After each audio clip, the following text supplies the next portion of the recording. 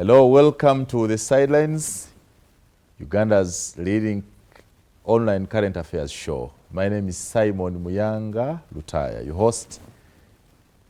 And my guest tonight is Mr Yasin Abdulaziz Musoke, Uganda's liaison officer at the Ugandan embassy in Saudi Arabia.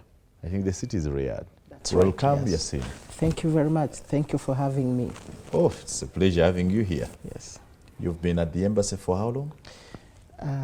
It's now a year, but I've been serving for the last 18 years, actually. I've served, I think, more than 6 or 5 ambassadors, yeah, from the time of Ambassador Katerega. The ambassadors change and That's you don't right. change. What's the magic?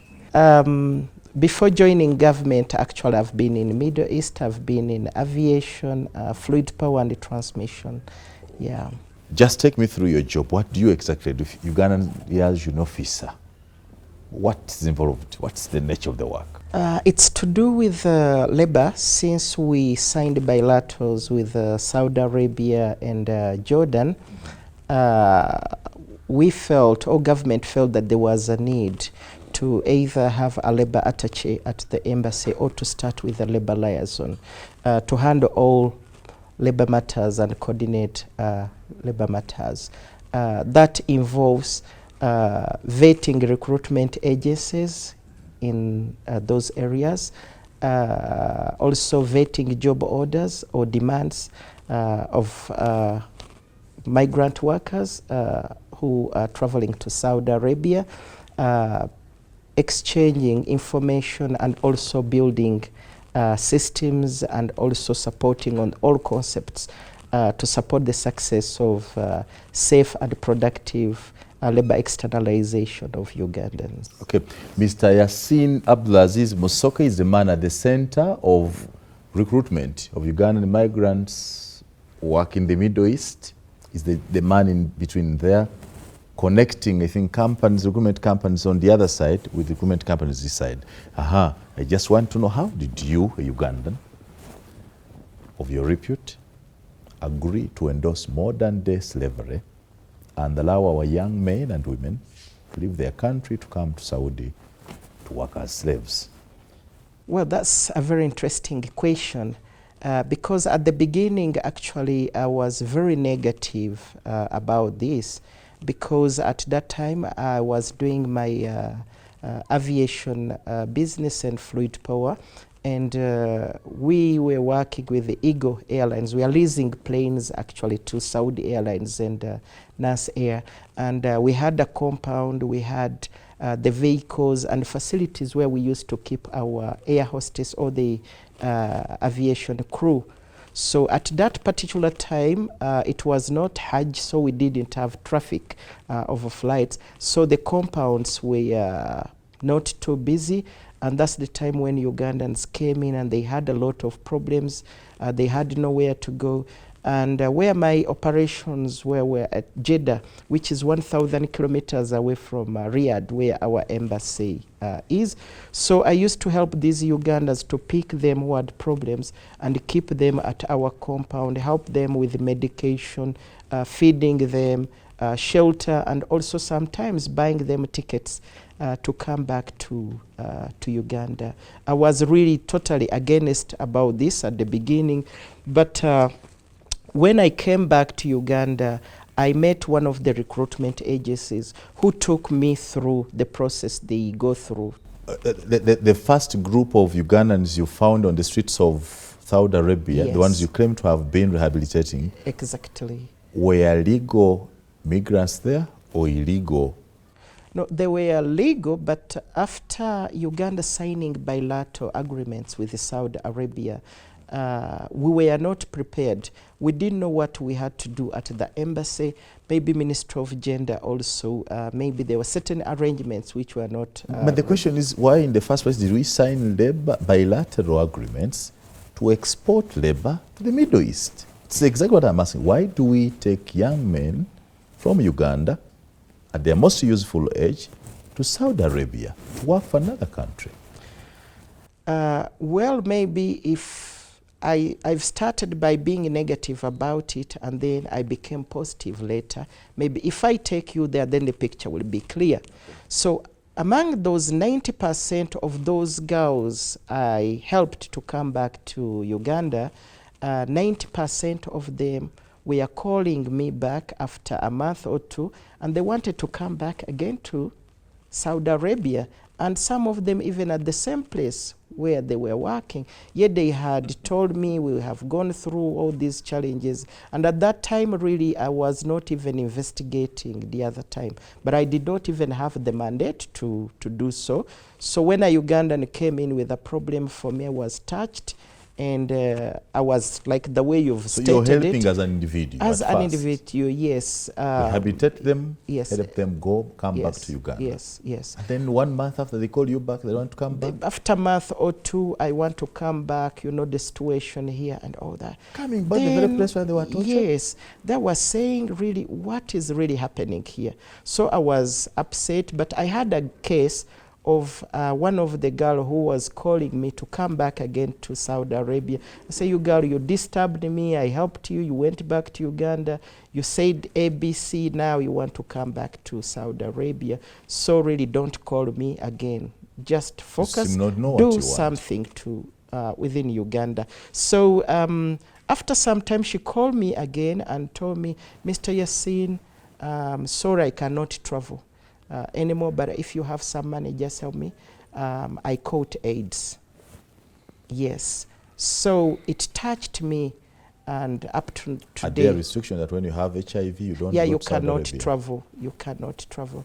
So I felt that I did not help, and at the end I discovered that most of the girls I returned, really, maybe I did not help them. I thought that I'm helping them, but maybe I would have counseled them, maybe would have investigated the situation. Some of them were not in bad situation. You did little on resettlement, the resettlement counseling, that when you brought them back here, you simply... Yes. I just returned them, and I did not do any sort of counseling. I did not go in details. But at that time, I started to be interested in the industry. Then when I investigated, I found that many Ugandans, although we had those ones, but we had very many who were okay. They were paying school fees for their kids. They were building houses, buying land. And I discovered some companies who were not even keeping them at the employer's residence, but they are keeping them in their companies, taking them to work and bringing them. So that was, which percentages? Yes, please. Would I be wrong if I summed up all the problems you have mentioned and concluded that that is slavery? That somebody is employed, no salary. Somebody is employed, cannot get enough food. Somebody is given too big a load beyond what he can manage. That somebody is even sold. That somebody who came to work for Muyanga Rutaya is sold to Yasin after Muyanga Rutaya has used this person for a time. What else would you? It is true. Those are violations. And we do admit that those are violations. Good. But what does the Saudi government do about that? That's what I want to know. What does the law, the other side, say about these violations? Yes. If you indeed know yes. that they exist. Yes. All of those who are really violating in Saudi Arabia, if it is reported to Saudi government, to the Ministry of Labor in Saudi Arabia, and a migrant worker or a foreign worker is not paid, really, he will be taken to court and he must pay. If it is found that he has not been feeding, all of these are even in the contracts, the bilaterals which have been signed between Uganda and the government of Saudi Arabia. But as you may know, laws are there, regulations are there, but some people do violate. The prison also exists for that purpose. But the prison do exist. Okay, I would like to tell you that Saudi government has labor courts in different parts of Saudi Arabia. It's a very big country. You talk of thousands and thousands of kilometers. You have Riyadh, Jeddah, Taif, Hail, Abha, Dammam. In all of these areas, they have labor courts to expedite the processing of these labor disputes. The labor dispute. Actually, they are called labor dispute and settlement centers. They even provide even shelter. They know that if this decent girl from Uganda or from Kenya, she has a problem with the employer, where is she going to stay? Okay, they have put their shelters for these girls. So if she goes there and reports a case, they will keep her there, call the employer. If it does not turn up, then they will switch off all his transactions. Okay, he cannot transact. Even his ATM card will not work in the bank. They will stop him even from traveling outside his business. Everything there is electronic. He cannot make an exit for his employees. He cannot clear a container for his goods. So that's how far Saudi government has gone. They have put a lot of measures. Those sound stringent measures. Yes. They have put a lot of measures really to protect the rights of the migrant workers who come in Saudi Arabia. Even they have put their systems like the Musanad system. As of today, no Ugandan goes to Saudi Arabia without having that electronic employment contract. It's electronic, and it is signed by 4 parties: the Ugandan migrant worker, the employer in Saudi Arabia, the Ugandan recruitment agency, and the Saudi recruitment agency. And it is monitored by both governments. Okay, the Ministry of Gender, Labour and Social Development have access in Uganda, has access on that database, and they don't clear. It's only the Ministry of Gender, Labour and Social Development which clears these girls to go outside and work. Saudi embassy cannot give work visas to Ugandans who have not been cleared by Ministry of Gender, Labour and Social Development. Where do these authorities disappear when the girls get problems? If they now, endorsed. As I told you, my brother, that those problems, after all that someone is supposed to get salary, she's supposed to get a place, maybe the employer, the other side, will violate. So what we need is, how does this girl get legal assistance to be able to log in her case or her complaint? And that's one of the job which is given to the Ugandan embassy in Saudi Arabia. That's what we are doing. Now, to ensure that we are sending a good employer and a good company here, we vet all recruitment agencies who come to take girls from Uganda. Nobody is coming here when it's not known. We know their location. Even you as the embassy. We as the embassy, we travel. Vet them. We vet physically. We don't just sit at the embassy and enjoy the aircon. We visit all these companies and we have their locations and we see their facilities. We know the people and so we talk to. you confirm that they're the legal, licensed recruitment agencies in Saudi Arabia. Exactly. And we give them an accreditation code, a unique code. The problem is that we are only looking at the migrant worker, the domestic worker only. But we have 6 stakeholders in this industry. We have the migrant worker, we have the Saudi employer, we have the Saudi recruitment agency, the Ugandan recruitment agency, Saudi government, and the Ugandan government. These 6 are all stakeholders in this industry. And each one of these really is looking for a certain value in this. The Saudi employer is looking for 2 things: his domestic work to be well done, and also the service to be for 24 months. Now, this is where the problem comes from, because the Saudi employer pays around 11 million, which is around 11,000 Saudi riyals, for just processing the migrant work to travel to Saudi Arabia. He's the one who pays for the passport, pays for the training, pays for medical, pays for the ticket, pays the Ugandan recruitment. The employer, the other side. Yes, pays the Ugandan recruitment agency, pays the Saudi recruitment agency. Now, he expects to enjoy this service for 24 months. Which is 2 years. And that's why the contracts are 2 years. 2 years. That's not the salary of the migrant worker, but that is the processing fee. That's the processing fee. And recruitment companies are not charging these girls actually, it appears like everything is legally, they are not supposed to charge these girls, and Saudi government does not allow that, and it is in the bilateral agreements. Okay, that the employer, the other side, the other side has paid for all, clears everything. Yes. Okay, everything is paid for the other end. Now, this is where the problem. You need to find out what your people are doing. Yes. Now, this is where the problem comes from. Now, we've heard that the employers, the other side, have challenges, and we have registered those challenges. We've gone to causes of those challenges, but also our people, our migrant workers, okay, they also have problems. Problem number one is Listen, before the problem, we are at the value. We are looking at.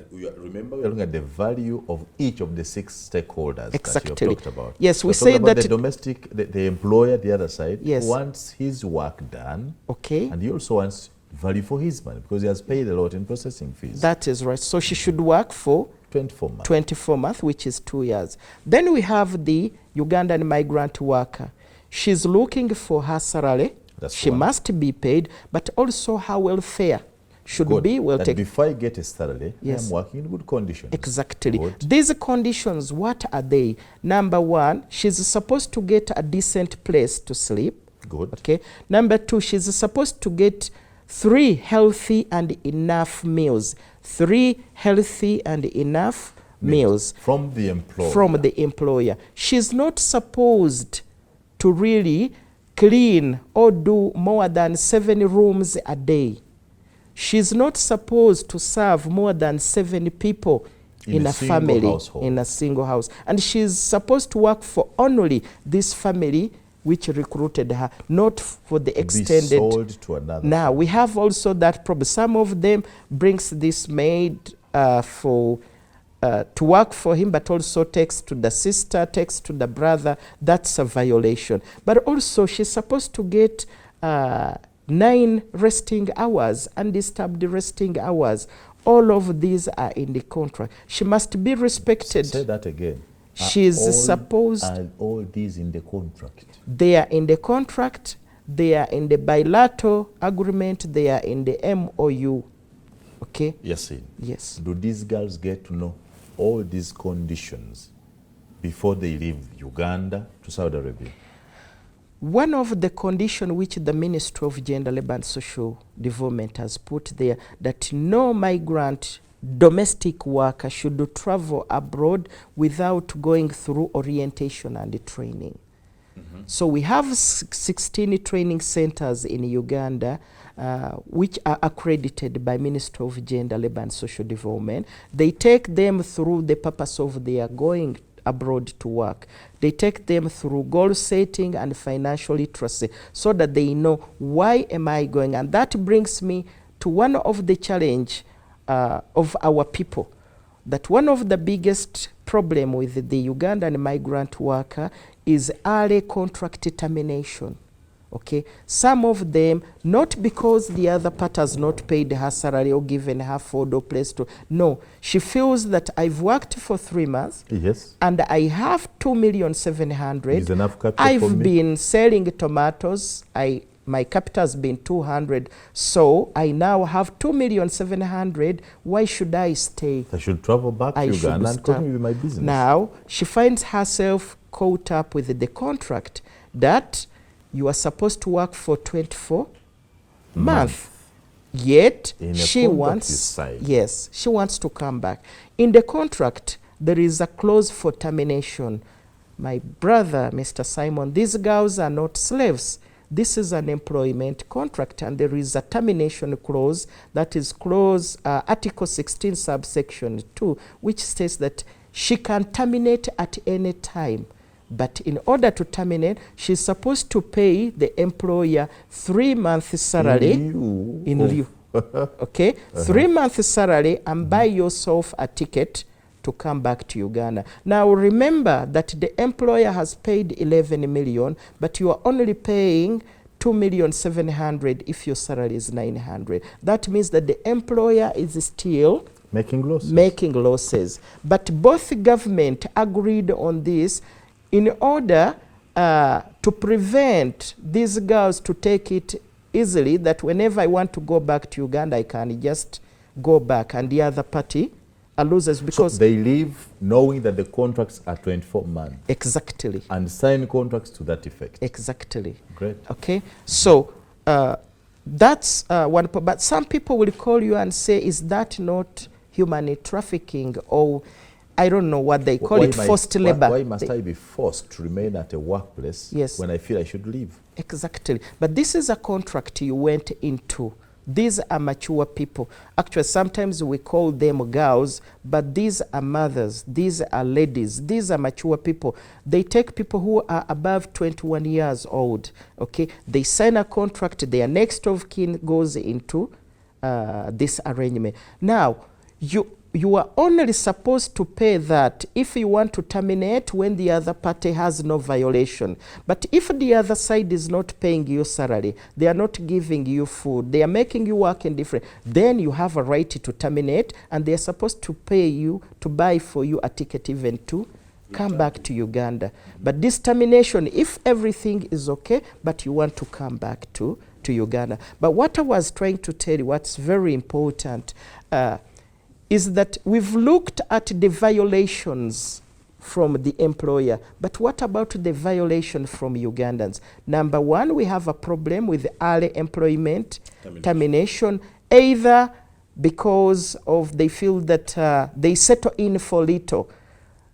This contract is supposed to get 20 million Ugandan shillings, but some of them have never touched even 100,000 or 200. So when she gets 1 million or 2 million, she feels that I have enough, I must go back. Some of them, she's missing her boyfriend, okay, or the husband, exactly.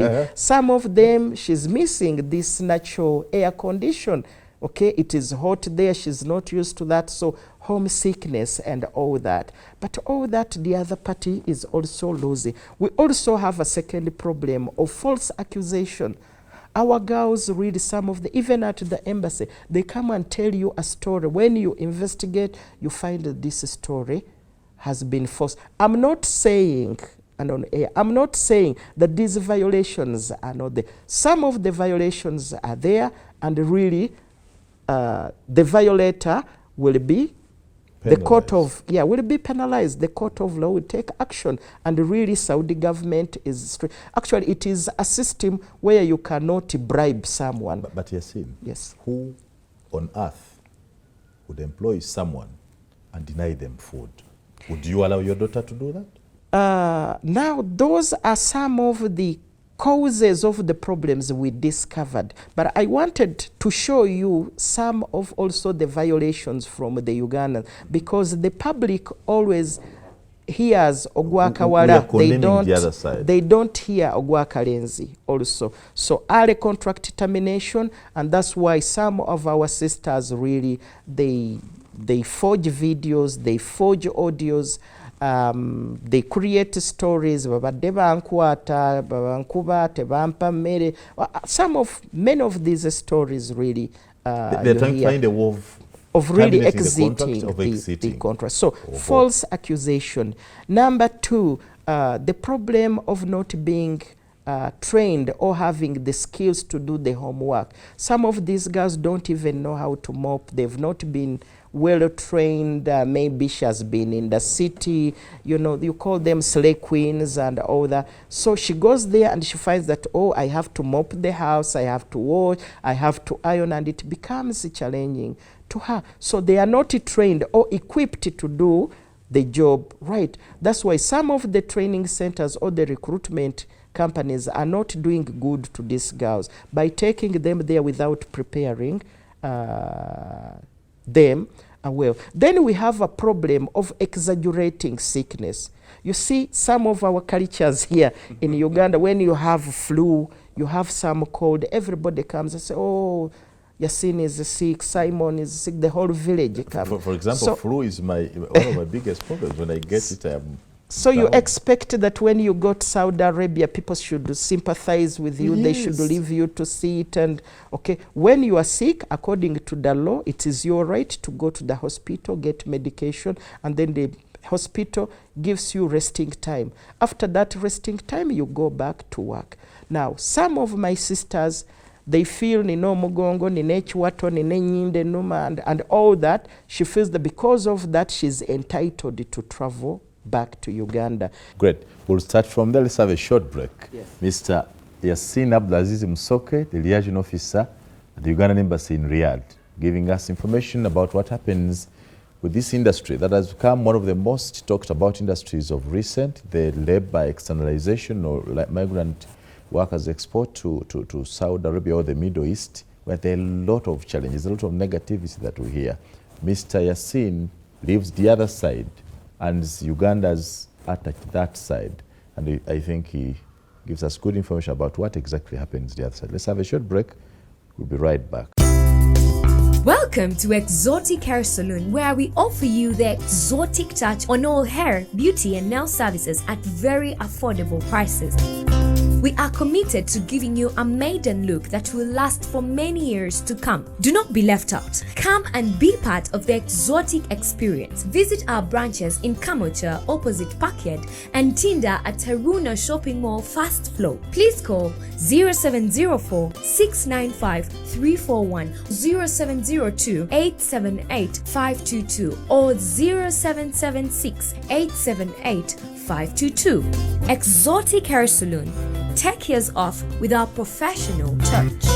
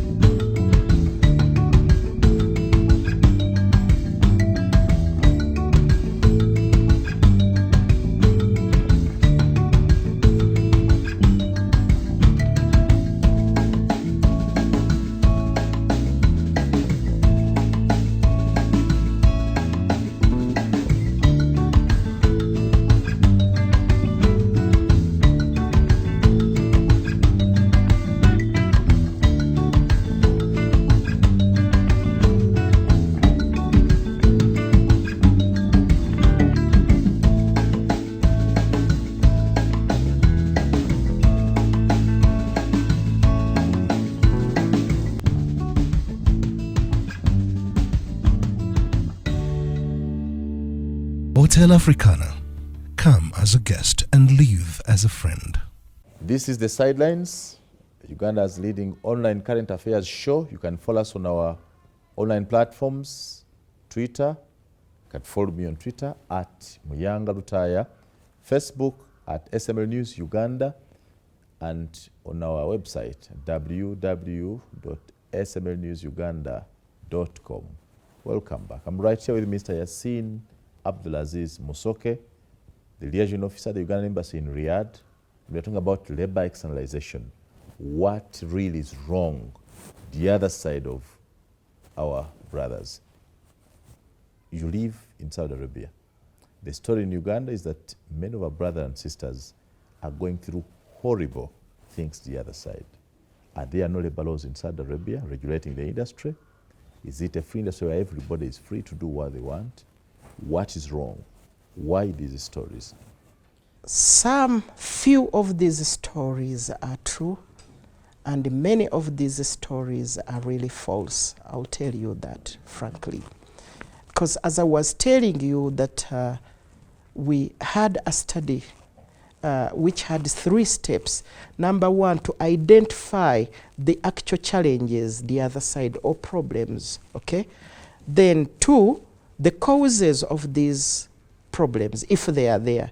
Then 3, what could be the solution? That's what the Ministry of Gender, Labour and Social Development had to go through before deciding to lift the ban.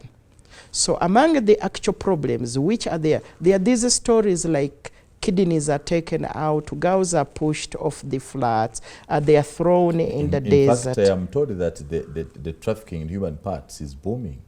In Saudi Arabia? In the Middle East. I totally don't agree with that, because my time, all the time I've spent at the embassy, we have not recorded any case of a Ugandan whose kidney has been taken out. As you may know, that nobody is repatriated back home when it is not cleared by Uganda embassy in Riyadh from Saudi Arabia or Oman or Jordan. But specifically right now, I'm talking about Saudi Arabia, okay? So But I would like to ask, how many bodies are we receiving at our airport here coming from Saudi Arabia? How many Ugandans do you know, or does the public know personally, apart from what we hear from social media? You know them personally, that so-and-so's daughter's kidney was taken out in Saudi Arabia. So-and-so's daughter was killed in Saudi Arabia and thrown in the desert. Personally, not what we hear from social media. I do not know any, yes. but I have heard, and I've received the social clips on my WhatsApp. Yes. Maybe Facebook, now, we see these clips. My brother, going that's the biggest problem, really. It's too challenging to me to see that we developed people in Uganda up to today, we are really using information which is not authenticated. We have a mission in Riyadh, Saudi Arabia, but how many of you, the journalists, some of the politicians, the public, through Ministry of Foreign Affairs, that you are contacting the embassy to investigate that information which is heard or listened to in social media, my brother? So in our investigations, the genuine challenges we discovered there were salaries. Some of our people were not paid their salaries in time. We had a problem of food, that some of our girls, you even see them that she has not been getting food, sleeping facilities. Some of the houses are too big. They serve very many people in the houses. They don't get resting time. There are some cases of physical abuse. There are cases of sexual harassment. We also have a problem of transferring employment, which is called selling. You hear that this girl came to work for so-and-so, and this person has sold this girl to another person at 20,000 riyals or something of that kind. So those are the problems on the Saudi side. Who meets the cost of monitoring, and who does the monitoring? It's Uganda Embassy. We, the Labor Liaison Department in the embassy. You do monitoring? Yes, we do. Find out how our girls or even boys are living at the places of their deployment. Yes. You do that? Yes, we do that. And you file reports to who? We file reports on the system. We have an online system where it is automatically updated. But we have had very many clips they are seen doing rounds where they're saying, I'm in Saudi Arabia, helpless, no food, no water. I have called the embassy, nobody can help me. The embassy is not helping. It sounds here that actually the embassy abandoned these people, does not play any role in the way these people live in this Saudi Arabia. That is not true. I would really want to take this opportunity to appreciate the brothers and the sisters at the embassy who are really doing a great job. Our time, working time, is supposed to be from 9 to 3. But those gentlemen and ladies, they even respond to calls. 9 to what? 9 to 3 in the evening. The working hours of missions in Saudi Arabia. 9 to 3? Yes. Not 8 to 5 like it is here? No. It's different. 9 to 3 means how many hours? 9 to 3 is 6 hours? Yeah. Because you also have breaks. Because after 3, then you have prayers of what is called al-asr, so you cannot do any business. Are they in the national calendar that they must take place? Sorry? Are they a must that they must take place? The prayers are also on the national calendar? It's a must in Saudi Arabia. When it is time for prayers, you have to close and go for prayers. But Ugandan mission, you are still in Uganda. We don't close during prayer hours, but for the Muslims, they do go for prayers.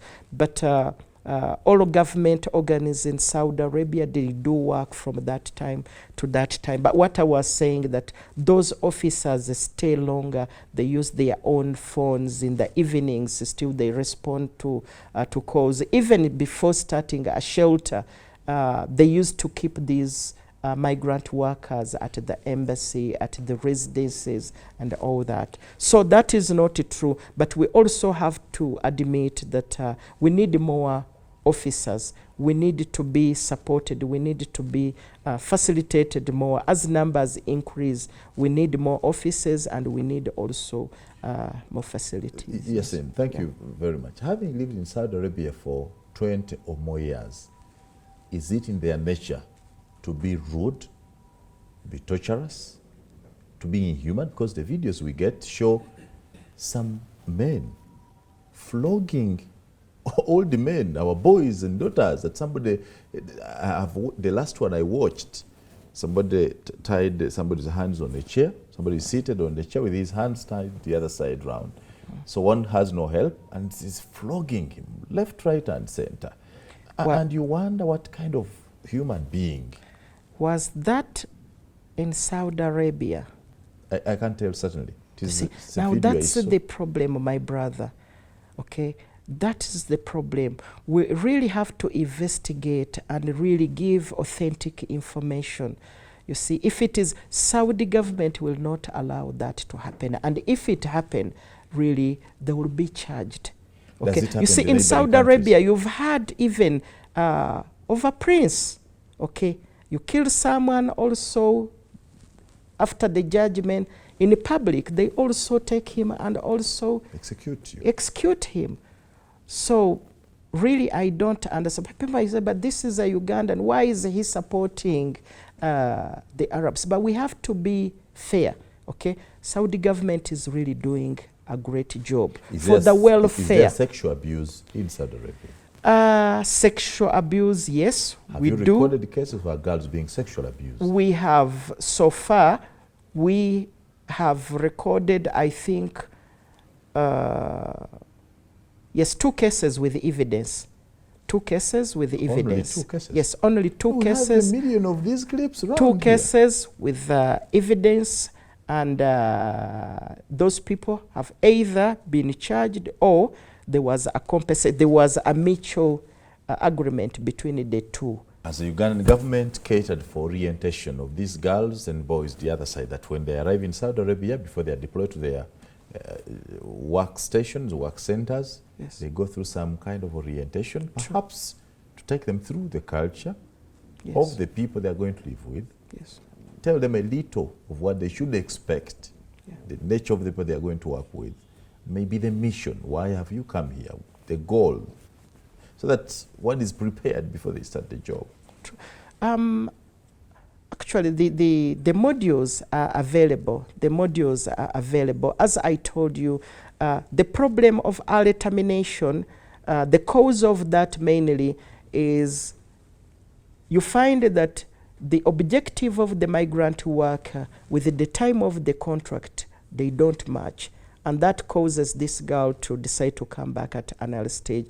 So now the girls are being trained that if you are going to Saudi Arabia to work as a domestic worker, your objective should be an income of 20 million in the 2 years. So you cannot make 2 million in 3 months, okay?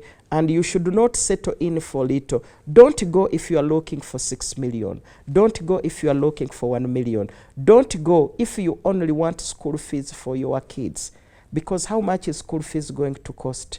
You see, on average monthly, is it 150 or 200,000? Okay, what about the rest of the money? What are you going to do with that money? So they do take them through goal setting, financial literacy. Then they also do take them through the contract awareness, their rights, the rights of the other people, the period of the contract, but they also do take them through the challenges at workplace, that you may not be paid, you may end up being harassed sexually, maybe physical abuse, not given food, no place to sleep. What do you do and how do you handle that? So they take them through that to prepare them. But also they do take them through telephone and social media use, because it's a big challenge. How big is today, that? Is that a problem? It is that a very... teach me on how to use my phone? A very big challenge, because some of these girls go, when she had Katoch, she has never touched a big phone like yours. Like mine. Yes. Right? Mm-hmm. She goes there and then gets this unlimited internet,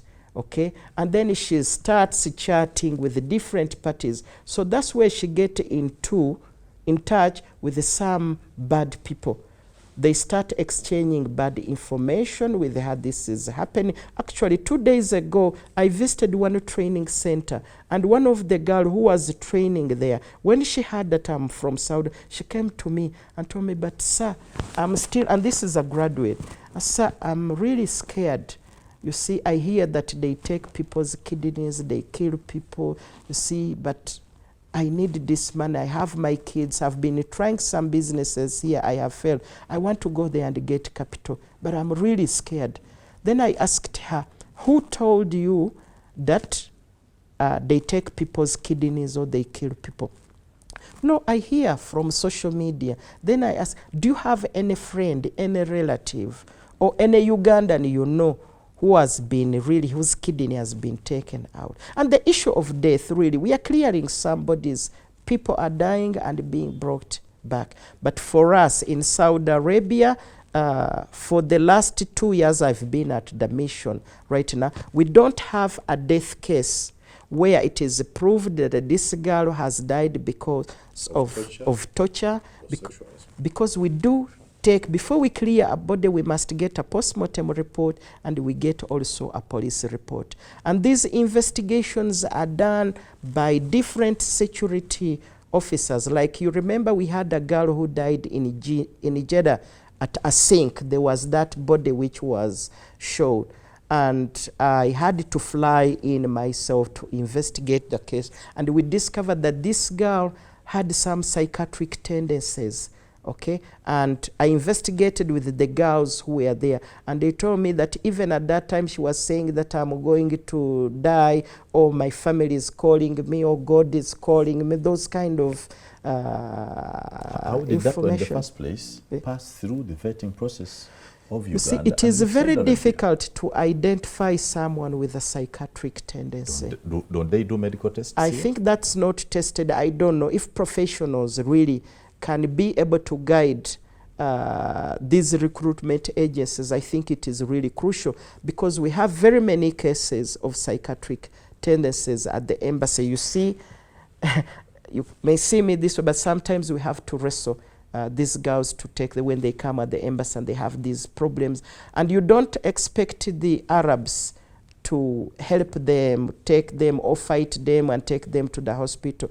Abaganda bagamba nanyini mufu, yakwata awawunya. Yasin, we should be moving towards the end of this, but I want you to look at this situation. Yes. That I, Muyanga Rutai, assuming I'm a Saudi, I'm living in Saudi Arabia, I'm living a single life. I'm a man. Yes. And I order you to outsource for me a beautiful Ugandan lady to come and be my domestic worker. Yes. How do the two of us live? I am single, then you have brought a beautiful, you know, Ugandans are naturally adored, very beautiful, with all that you know. How do the two of us live in the same house, and you expect nothing to happen? Okay.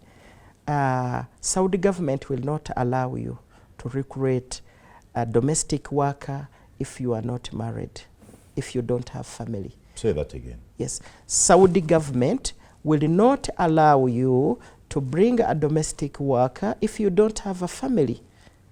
Okay. Do I recruit a worker through government? Yes. CIP, go to they have to clear you. They have to clear you. In Saudi Arabia? See, yeah. Those are some of the measures which Saudi government has put there to protect the rights of the foreign workers, yes, or the migrant workers. I live in Kampala. Yes. I need a domestic work. Yes. I call my auntie, yes, in Uganda. Yes. I say, please get me a young girl to, yes, come and help keep my children. But you will not need a visa.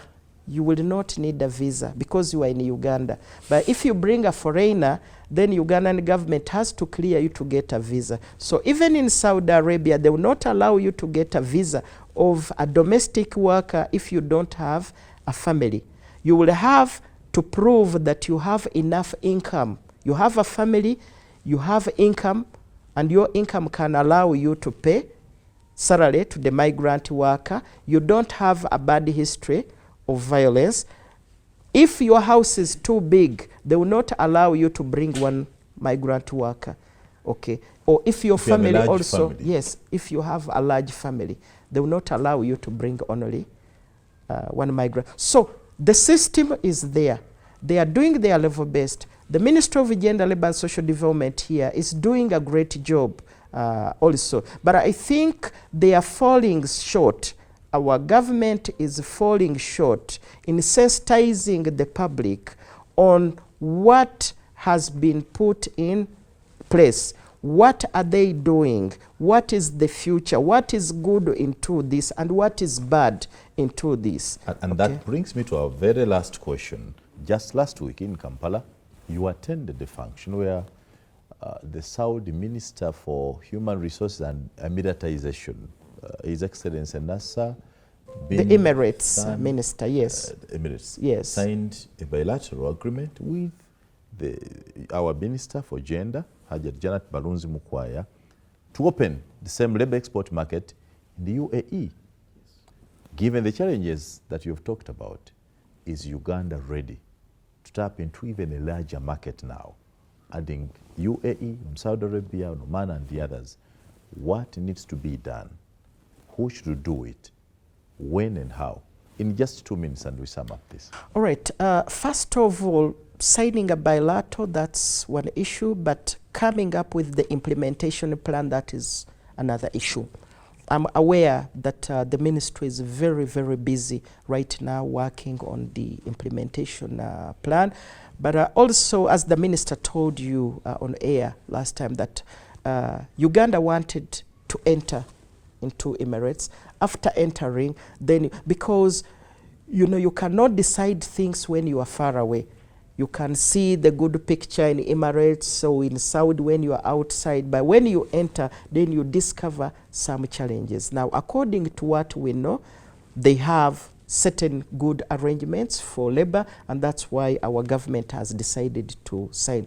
But again, the issues of the visas, we have the visit visas, then we have the electronic visas, and then we have medical. And so for those ones, the technocrats in the ministry and also the legal foreign affairs, I think they are now very busy cooking and seeing how to do it right with the experience of Saudi Arabia and Jordan. Hello, my guest is Yasin Abdulaziz Musoke. Yasin, you're a Muslim. Yes. And one of the things you expect is Jannah. Are you sure that having been active in this labor export, where our daughters and brothers are tortured in Saudi Arabia, yes, where the allegations that people lose their parts, some of their body parts, in this kind of market, are you really sure that you'll find your Lord in Jannah? Are you sure? Are you confident about it as a Muslim? Are you doing the right thing? I want to hear you say so. To answer your question, God knows how he judges people, but from the bottom of my heart, I know that I'm doing the right thing. For God. And my country. Thank you. Thank you very much for your time and for coming. Thank This you. is The Sidelines. My guest was Mr. Yasin Abdulaziz Musoke, Ugandan Liaison Officer at the Uganda Embassy in Saudi Arabia. He's been giving us stories about the labor export market that he believes is very good for Uganda. He says government and all stakeholders must only fight to eliminate the bottlenecks within the industry, but allow the industry to flourish for the benefit of the young people who have an opportunity to make capital from Saudi Arabia and the far Middle East, where opportunities still live. Thank you for watching. My name is Simon Moyanga Rutaya.